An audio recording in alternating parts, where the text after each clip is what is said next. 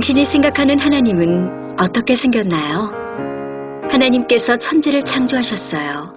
인간은 죄인이 되었고 우리들을 위해 아들 예수님을 보내셨죠. 예수님은 우리 죄를 위해 돌아가셨지만 부활하셨어요. 그 예수님을 잘 믿으면 돼요. 난 예수를 믿으니 거짓말해도 돈 받을 거야. 성령님은 안 떠나. 죄를 지어도 하나님이 다 이끌어 주실 거야. 지금은 돈이 나중에 중요해. 열심히 믿지 뭐. 주일 하루면 난 할 일 다 한 거야. 어떤 것도 죽기 전에 그럼 이제 회개기도 한 어떤 번 죄를 하면 회개하면 다 용서가 돼? 용서될 거야. 그러니 거짓말뿐이야. 뭐야? 이건 괴물이잖아. 하나님께서 우리에게 주신 성경만이 하나님을 제대로 그릴 수 있습니다.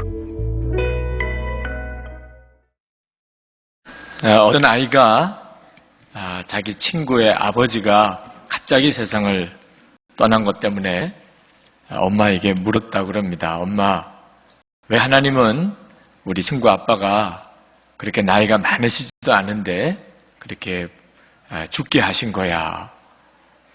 그 엄마가 뭐라고 딱 대답을 하기가 곤란하더래요. 그래서 그렇게 대답을 해주었답니다.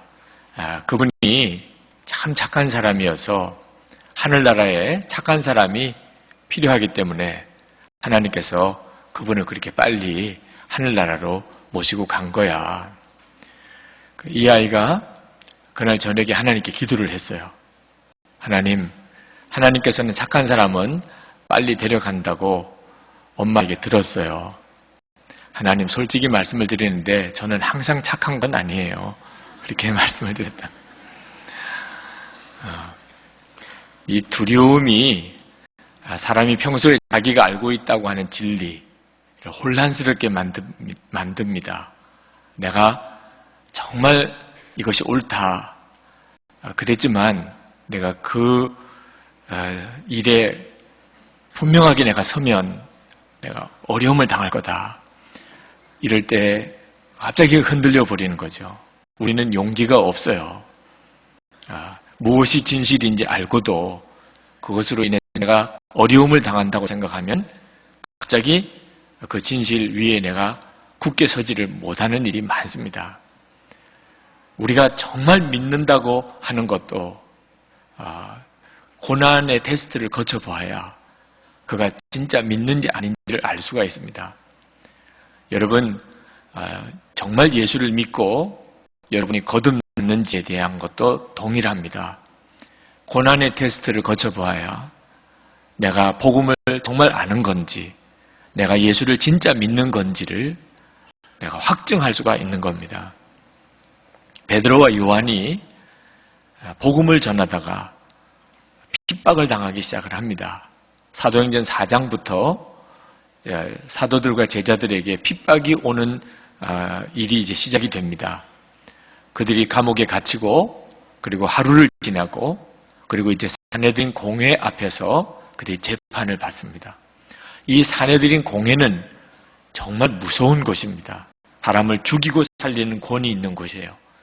유대교의 종교와 정치의 최고 권력기관입니다. 예수님도 이 사내들인 공회에서 사형 판결을 받은 겁니다. 실질적으로는 처형은 빌라도에 의해서 십자가에서 죽으셨지만 죽이기로 결정된 일은 사내들인 공회에서 된 것입니다. 그 사내들인 공회에서 예수님이 재판을 받으실 때 얼마나 베드로가 두려워했는지 그가 예수님을 3번이나 부인했던 일이 바로 예수님이 대제사장과 공회 앞에서 재판 받으실 때죠. 그런데 이 복음이 이렇게 핍박을 받는 것에 대해서 여러분 정확한 이해를 해야 합니다. 왜 복음을 전하면 핍박을 받는 거죠? 나면서부터 걷지 못하던 자를 살려낸 놀라운 치유의 기적이 함께 일어났습니다. 그런데 왜 복음을 전하는 것에 대해서 그런 핍박이 오는 겁니까? 복음은 단순히 착하게 살아라, 죄 짓지 말고 살아라 하는 말이 아니기 때문이에요. 복음은 악한 영과의 무서운 영적 싸움의 시작입니다. 하나님께서 우리를 죄와 저주에서 구원해 주시고 하나님의 자녀가 되는 권세를 주시기 위해서 우리에게 허락하신 복음입니다. 그러므로 복음을 전할 때는 우리를 사실상 주인 노릇하고 우리를 지배하고 있던 악한 영과의 싸움이 벌어지게 되는 것입니다. 그러므로 복음이 전해질 때 핍박이 함께 일어나는 거죠. 우리가 세상에 나가서 우리가 예수 그리스도의 사람인 것을 분명히 밝히고 그리고 생명의 복음을 사람들에게 전하게 될 때 아무런 어려운 일이 일어나지 않는다면 오히려 이상한 일입니다. 반드시 핍박이 일어나게 되어 있습니다. 그러므로 여러분들이 진짜 내가 예수님과 함께 죽고 예수로 사는 사람이 되려면 두려움 앞에서도 흔들리지 않는 분명한 믿음에 대하여 여러분이 준비되어야 합니다. 만약에 여러분들이 두려움에 흔들리는 사람이라면 여러분은 결코 여러분이 예수의 사람인 것과 그리고 복음을 증거하는 사람이 되지 못합니다. 베드로와 요한은 그 사내들인 공회 앞에서 그 살벌한 그 분위기에서 그들은 당당하게 오히려 예수 그리스도를 증거했습니다. 도대체 어디서 그런 힘이 생긴 것이죠? 도대체 베드로와 요한은 두렵지도 않은 사람입니까? 그 답이 19절에 나옵니다.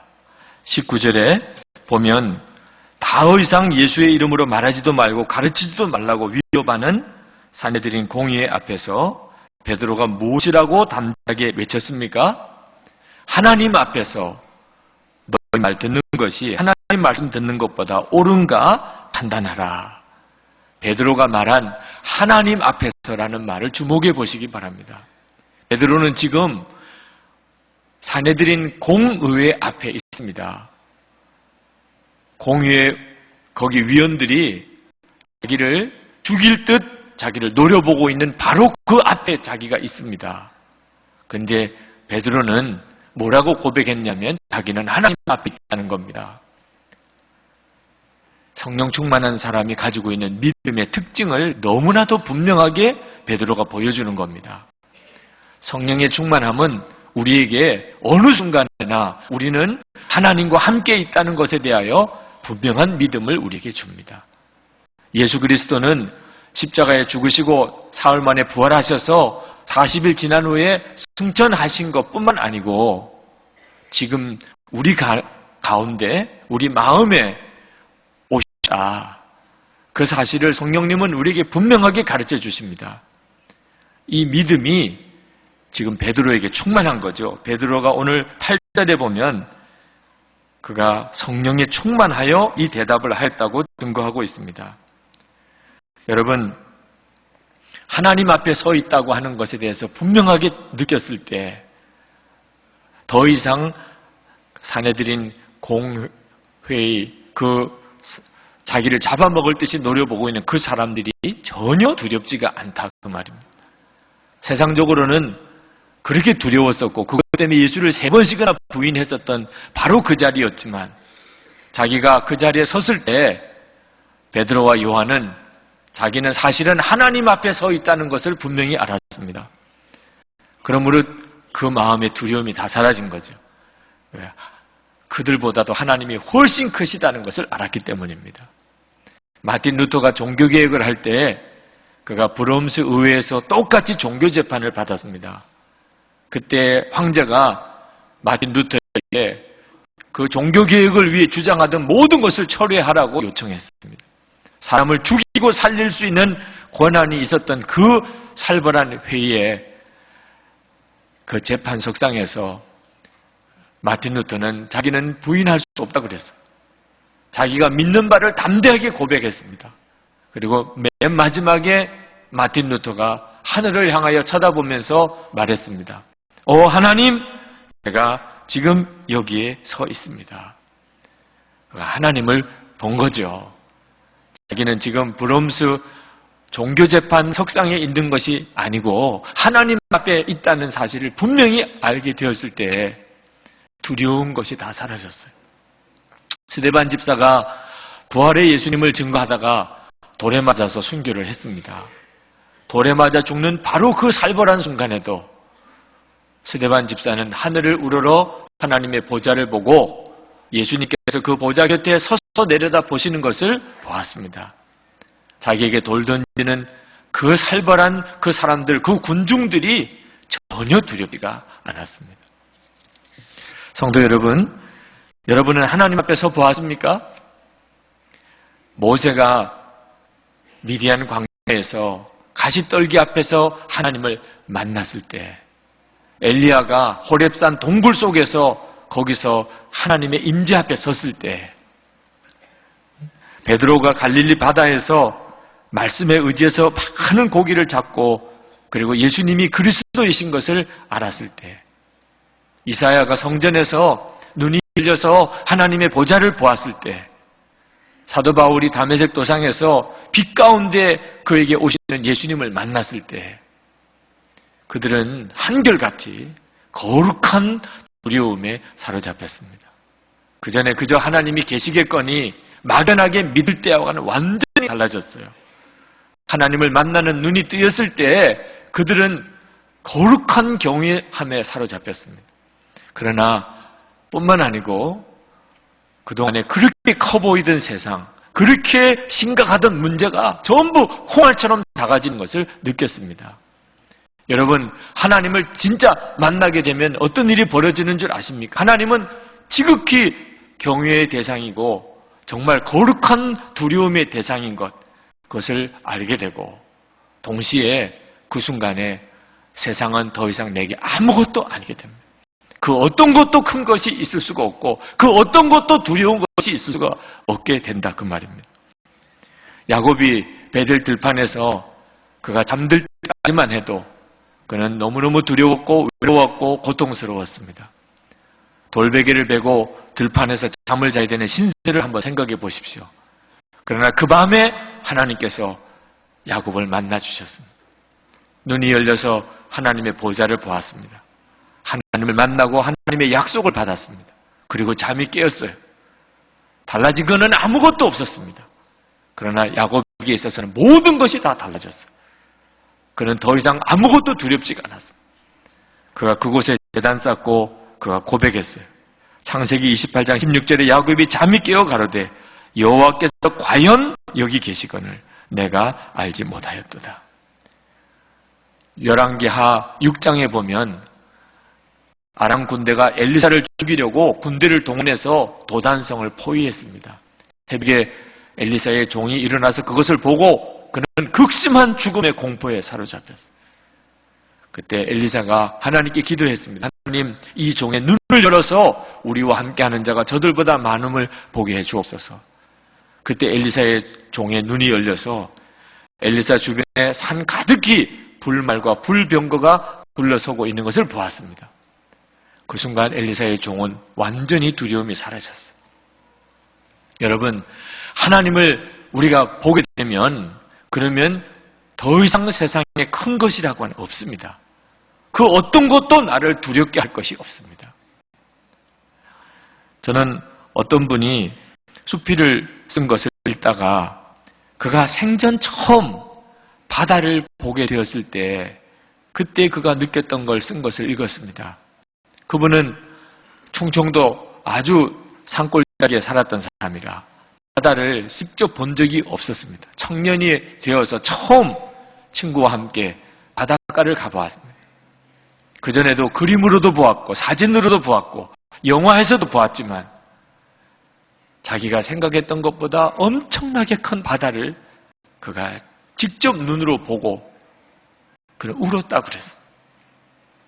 저는 어릴 때부터 바다에서 살았기 때문에 그 심정을 정확히 제가 느끼지는 못하겠지만 그가 말하던 것을 이해할 수는 있을 것 같아요. 끝없이 펼쳐지는 바다를 보고 그는 자기도 모르게 울었다고 그랬어요. 왜 그랬을까요? 자기 자신이 너무나 작아지게 느껴지는 겁니다. 그동안에 자기가 가지고 있었던 문제, 자기가 보았던 경험, 그리고 자기가 가지고 있었던 계획, 모든 것이 너무너무 초라하고 작아지게 보이는 겁니다. 그 말할 수 없는 그 자연, 그 엄청난 자연 앞에서 자기 자신이 너무너무 작게 느껴지더라는 거죠. 여러분, 바다 하나를 보고도 그럴 수 있다면 하나님을 만나고 난 다음에 도대체 어떤 변화가 일어날까요? 하나님을 막연하게 생각하고 믿으니까 하나님을 믿어도 삶이 변했다는 고백을 하지 못하는 거죠. 우리가 하나님을 아는 눈이 뜨이고 나면 그러면 이 세상에 더 이상 무서운 것이 없어집니다. 그동안에는 큰 것도 많았고 놀랄 것도 많았지만 하나님을 만나고 난 다음부터는 모든 것이 다 달라져 버리고 맙니다. 에스더가 동족 유대인들이 다 멸족하게 되는 그런 심각한 위기에 부딪혔을 때 내가 왕비가 된 것이 이때를 위함이 아니냐. 삼촌 모르드게의 말로 아하수의 왕 앞에 담대히 나가야 될 사명을 받았습니다. 왕 앞에 나가서 내가 사실은 유대인이고 내 동족이 이제 내일이면 다 죽게 생겼으니 우리 동족을 살려주십시오. 그 부탁을 해야 되는 겁니다. 왕이 부르지도 않았는데 왕비라도 왕 앞에 나아가면 그러면 죽임을 당하는 그런 당시의 풍습에 이건 죽으러 가는 것과 마찬가지죠. 그때 에스더가 결심합니다. 죽으면 죽으리라. 성도 여러분, 여러분은 이와 같은 사명을 맡았다고 생각하면 하실 수 있겠습니까? 죽으면 죽으리라. 여러분은 한 번이라도 그런 심동으로 살아본 적이 있습니까? 오늘 이 자리에 계신 분들 중에 나는 도무지 그렇게는 할 수 없을 거야. 그러신 분들이 꽤 많으실 겁니다. 그러나 하나님을 보지 못했기 때문이죠. 여러분이 하나님을 만나는 눈이 뜨이고 나면 저는 단언합니다. 오늘 이 자리에 계신 분 중에 어느 한 사람도 죽으면 죽으리라 하는 고백에 주저할 사람이 한 사람도 없습니다. 더 이상 그건 문제가 되질 않아요. 죽음 그것도 문제가 되지도 않아요. 하나님을 믿는다는 것은 엄청나고 놀라운 일인 것입니다. 하나님을 바라보는 자는 눈앞에 캄캄해지는 그런 순간이 온다 하더라도 정말 살다가 보면 그런 순간이 있지 않습니까? 눈앞이 캄캄해졌다고 하는 그런 때가 오잖아요. 그러나 내가 하나님이 정말 나와 함께 계신 것을 분명하게 믿게 되면 오히려 그때일수록 길이 더 선명하게 보이는 것입니다. 어디로 가야 하는지, 어디로 가야 사는지, 어떤 길이 복된 길인지 너무나도 선명해지는 것입니다. 대제사장 사내들인 공회원들은 베드로와 요한이 그 살벌한 분위기 속에서 오히려 더 당당하게 고백하는 것을 듣고 깜짝 놀랐습니다. 13절에 보니까 그들이 베드로와 요한이 담대하게 말함을 보고 그들을 본래 학문 없는 범인으로 알았다가 이상히 여기며, 성경에는 이상히 여기며 이렇게 기록이 되어져 있지만 사실은 기가 질린 거죠. 기가. 그런 사람이 없었어요. 사내들인 공회 앞에 재판받으러 서 있는 사람 중에 말 한마디 제대로 변변하게 하는 사람이 없었어요. 공부를 많이 한 사람도, 지식이 많은 사람도 그런 사람이 없었어요. 그런데 베드로와 요한은 제대로 공부도 못한 정말 범인인데 어떻게 저렇게 당당하게 말하나 말이에요. 그들은 막강한 권력을 가지고 있는 줄 알았지만 실제로 하나님이 정말 자기와 함께 하시고 지금 하나님 앞에 있다는 것을 분명히 믿는 사람 앞에 그들이 있어 보니까 스스로가 오히려 위축감을 느끼게 되더라 그 말입니다. 배워서 말 잘하는 사람이 있고 하나님이 나와 함께 계심을 분명히 보기 때문에 말을 잘하는 사람이 있습니다. 그 차이는 엄청나요.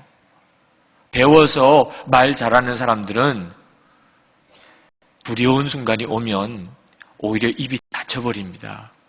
그리고 말을 버벅거리게 돼요.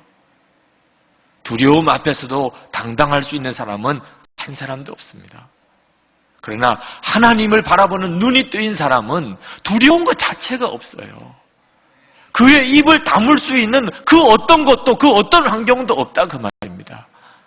그러므로 베드로와 요한은 오히려 더 당당하게 그들에게 예수 그리스도 외에는 구원받을 이름이 없다고 증거했던 것입니다.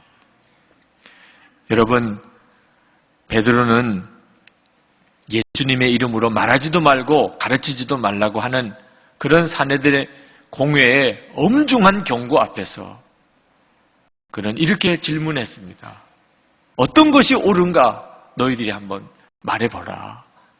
하나님 앞에서 너희들이 말을 듣는 게 옳은가?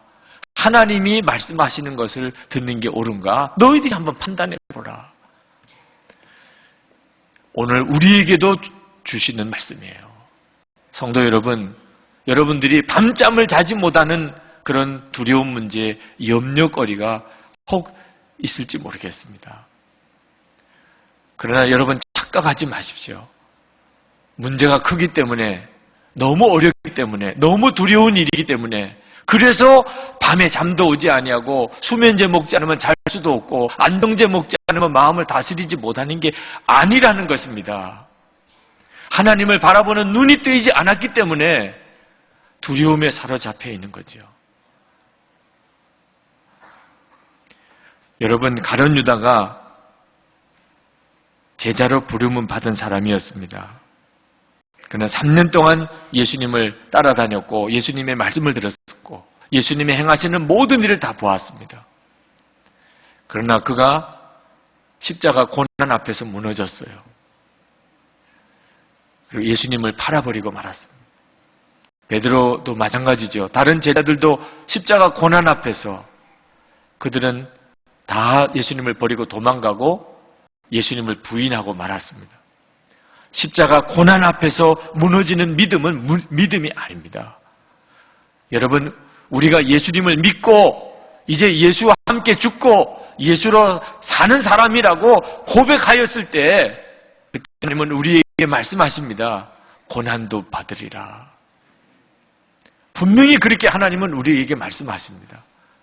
고난도 받을 것이라고 했습니다. 사도행전 4장에 복음 전하는 사도들에게 핍박이 오고 고난이 오게 되었는데 이것은 우리들에게도 똑같은 일입니다. 여러분, 준비되셨습니까?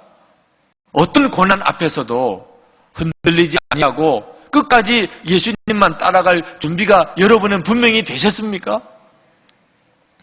두려워하지 마시기 바랍니다.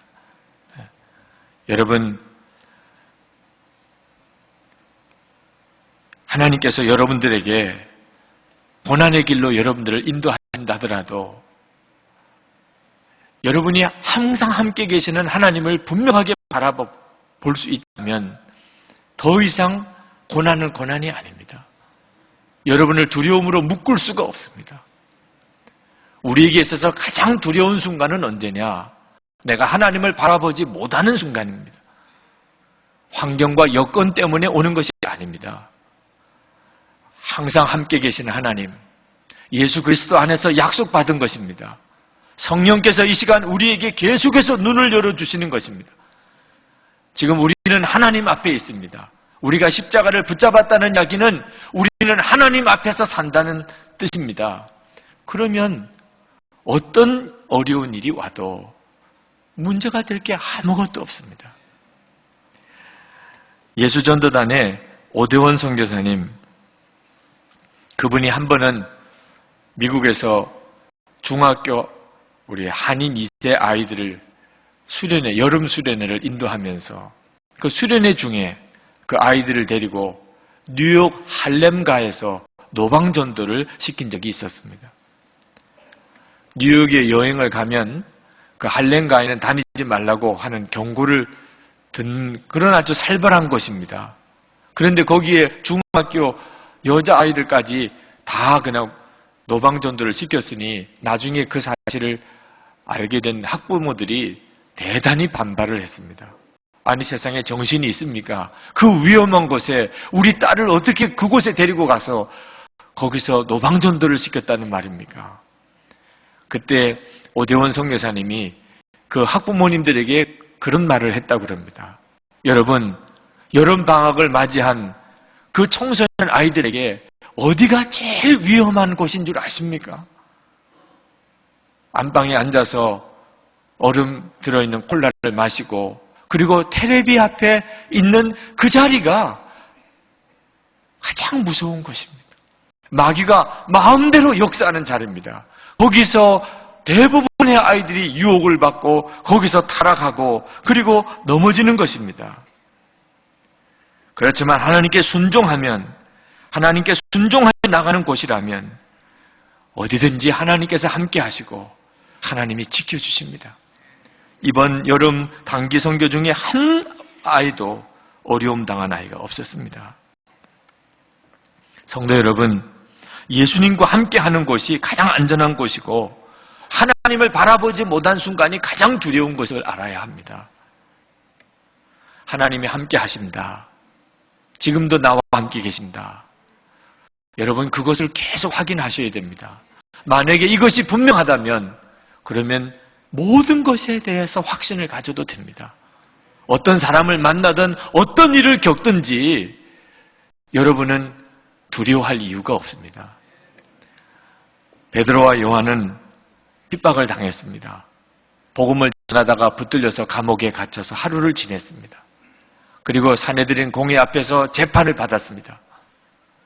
그러나 베드로에게 있어서는 아무 문제가 되지 않았습니다.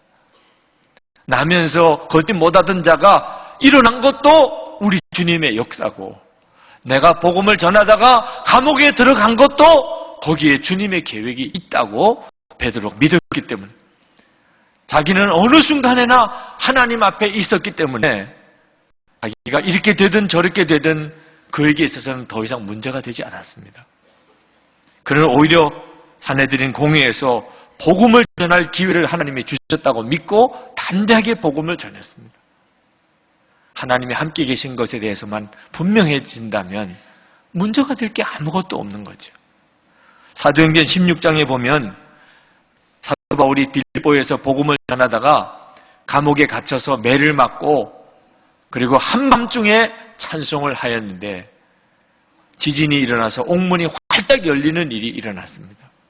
여러분, 억울하게 감옥에 갇힌 사람에게 가장 큰 소원이 있다면 무엇이겠습니까? 감옥에서 빨리 나가는 것 아니겠습니까?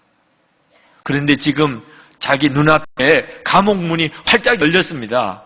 그러면 여러분 같으면 어떻게 하시겠어요? 그냥 빨리 나오는 거죠. 근데 사도 바울은 그렇게 하지 않았습니다. 사도 바울은 그 감옥 안에 그냥 앉아 있었습니다. 이유는 무엇이죠? 사도 바울이 생각하기를, 내가 빌립보에 와서 귀신 들린 여자를 고쳐준 것도 하나님의 역사였다면, 내가 이렇게 억울하게 빌립보 감옥에 갇혀서 무지하게 매를 맞고 이 지하 감옥에 들어와 있는 것에도 하나님의 어떤 계획이 있었지 않았을까? 그렇다면 옥문이 활짝 열려서 내가 지금 여기서 나간다면 하나님이 나를 이 감옥에 들어오게 하실 이유가 뭐가 있었겠는가? 사도 바울은 섣불리 그는 감옥에서 나올 수가 없었어요. 사도 바울이 옳았지요. 사도 바울의 위대함이 여기에 있었습니다. 그는 모든 일을 할 때 자기에게 어떻게 하면 이익이 되느냐 하는 쪽으로 생각하지 않았고 하나님께서 무엇을 생각하시는지를 그는 항상 물었습니다. 빌립보 감옥의 간수장이 지진이 일어나고 옥문이 열렸다는 이야기를 듣고 놀래서 감옥으로 들어왔어요. 감옥 문들이 다 열렸습니다. 간수장은 생각했습니다. 죄수들이 다 도망갔겠구나. 그럴 수밖에 없는 거죠. 감옥 문이 활짝 열렸는데 감옥 안에 있을 죄수가 누가 있겠냐 말입니다. 그 간수장은 자결하려고 그랬습니다. 어차피 책임을 지고 처벌을 받고 죽어야 될 거라면 자기 손으로 차라리 죽는 게 낫겠다고 자결하려고 했어요. 그때 사도 바울이 감옥 안에서 당신 몸에 손대지 마시오. 우리가 지금 여기에 그대로 있어. 빌립보 감수장이 깜짝 놀랐습니다. 지진이 나서 옥문이 열린 것도 그랬지만 어떻게 이 옥문이 열렸는데도 도망갈 생각을 하지 않고 그 감옥 안에 그냥 앉아 있는가 말입니다. 보통 사람이 아니라는 걸 알았어요. 그래서 그날 간수장이 예수님을 구주로 영접하고 세례를 받았지 않습니까? 이것이 빌립보 교회의 시작이었잖아요. 여러분, 하나님을 진짜 믿고 항상 하나님이 나와 함께 계신 것을 내가 확신하고 살 때, 그때 우리 마음에 우리 삶에 되어지는 모든 일에 대한 확신이 생깁니다. 이것은 내게 저주가 아니고 실패가 아니고 하나님의 놀라운 일을 위한 계획인 것입니다.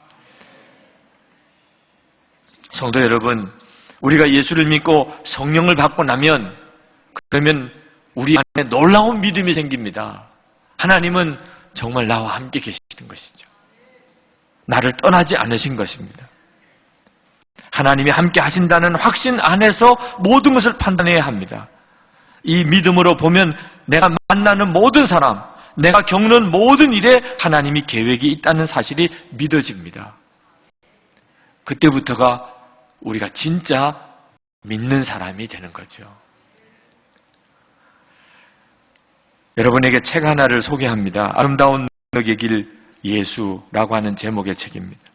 댄 바우만이라고 하는 사람이 자기가 이란에 1997년에 단기 선교를 갔습니다. 그 이란을 한번 선교 마인드를 가지고 정탐하고 그리고 출국하려고 하는데 그만 억울하게 간첩죄라는 누명의 감옥에 이란 감옥에 갇혀버리게 됩니다. 세상 없이 답답하고 억울하고 고통스러운 일이 그에게 벌어졌어요. 감옥에서 신문을 당합니다. 고문을 당합니다. 매를 맞습니다. 하나님께 기도했어요. 하나님, 내가 빨리 이 억울한 형편에서 벗어나기를 원합니다. 근데 그 간수에 의해서 매를 맞을 때 그때 하나님께서 이 바우만에게 말씀하셨어요. 댄, 내가 이 사람들을 어떻게 생각하는지 나에게 물어보려무나. 물어보고 싶지도 않았어요. 하나님은 틀림없이 무언가 자기에게 말씀하려는 것이 있는 줄 알지만 자기는 빨리 그곳에서 나가는 것만을 원했어요. 하나님, 저 물어보고 싶지도 않습니다. 그러나 하나님께서 자기에게 워낙 분명하게 말씀하시기 때문에 그냥 거기서 하나님께 묻습니다. 하나님, 주님은 나에게 이렇게 말할 수 없이 폭행하고 고문하는 이 사람들을 향하여 어떻게 생각하십니까? 그때 그 질문이 끝나기 무섭게 그의 마음속에 자신을 신문하던 그 사람에 대한 사랑과 긍휼함이 느껴지기 시작했습니다. 설명할 수 없는 것이었어요. 주님은 자기를 고문하는 그 사람들을 긍휼히 여기고 사랑한다는 것을 깨달은 거죠. 그리고 그들을 위해서 기도하기를 시작했습니다. 사랑의 마음이 일어났으니까. 그런데 그렇게 몇 주를 보내고 정말 지옥과 같은 생활을 했지요. 어느 날 간방에 돌아와서 정말 쓰러져 있는데 바깥에서 간수들이 이야기하는 말이 귀에 들어와요. 그들이 페르시아어로 이야기를 했지만 자기가 이란 선교를 위해서 준비하면서 페르시아어를 이미 공부를 했었기 때문에 그 간수들이 무슨 이야기를 하는지를 알아들었습니다. 그들이 하는 이야기가 그것입니다. 나는 기독교인들이 이해할 수가 없어. 이곳에 오면 이렇게 매를 맞고 죽는다는 것을 알고도 왜 자꾸 오는지 나는 이해할 수가 없어.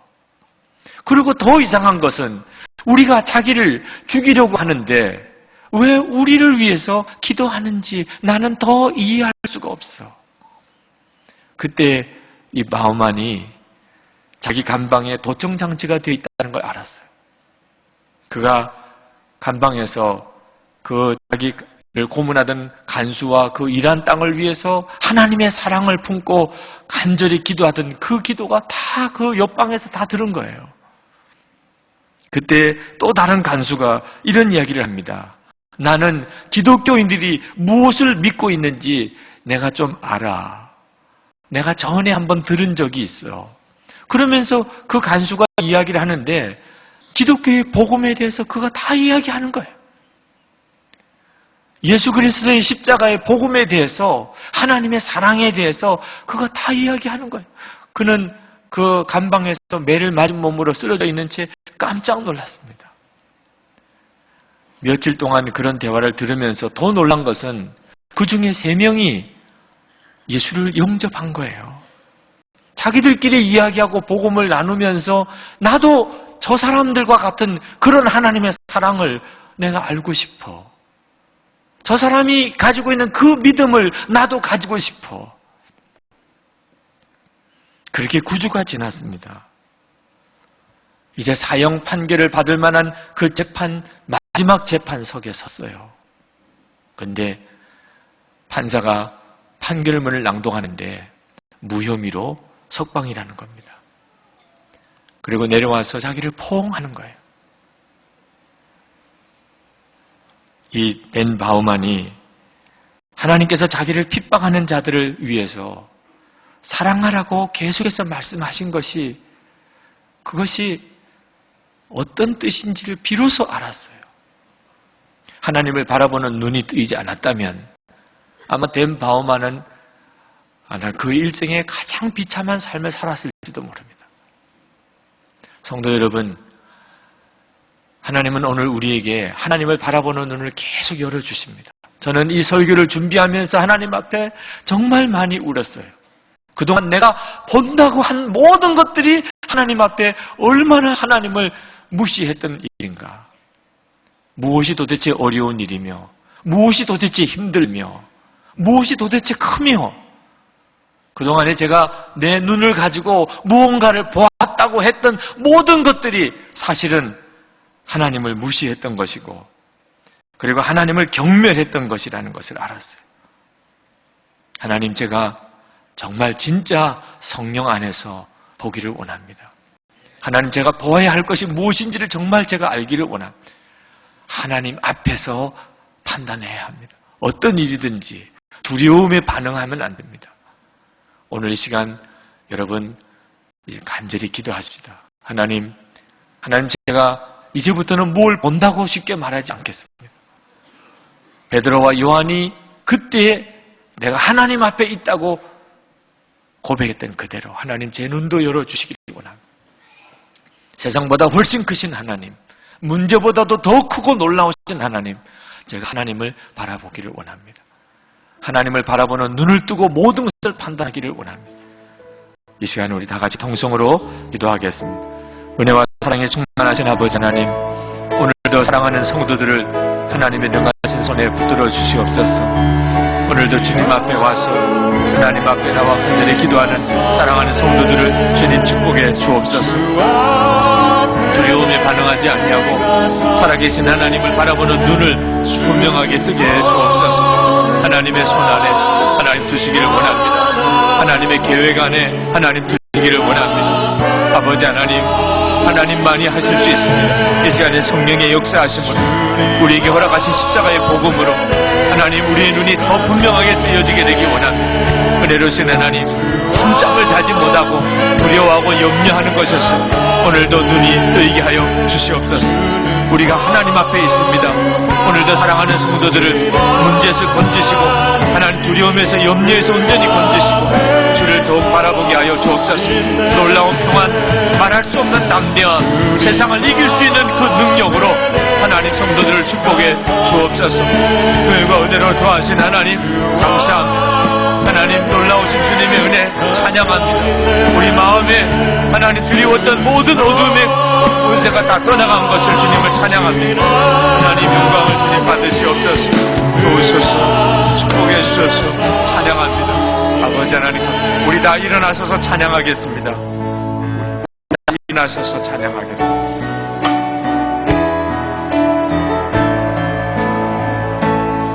아름답고 놀라운 주 예수,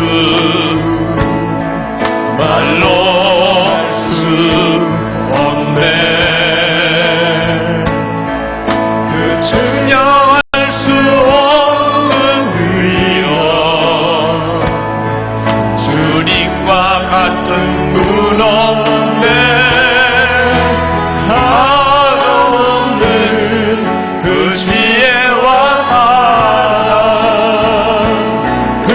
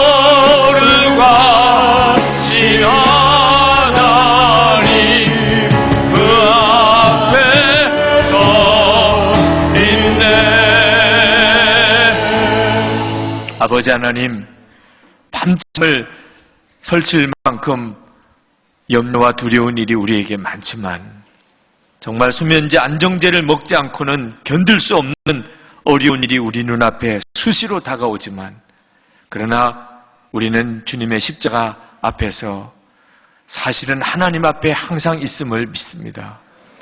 오늘 베드로와 요한의 눈을 열어주신 것처럼 성령의 뜨겁고 강한 역사하심으로 우리의 눈도 분명히 열어주시기를 원합니다.